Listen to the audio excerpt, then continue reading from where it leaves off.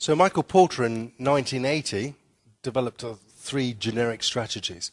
And what's interesting is that when we look at things like competitive advantage, we need to understand what do we mean by competitive advantage.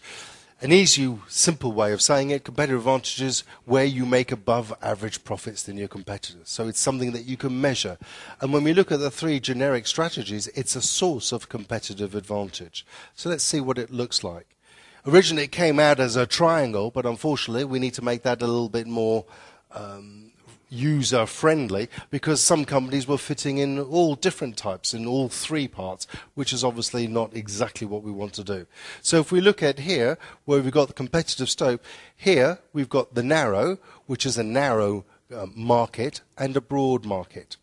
And then here we have a low cost and a higher cost. And if we look at it from an example of the airline industry, so if you're looking at trying to transport in the airline industry any type of customer, then that would fit in the broad.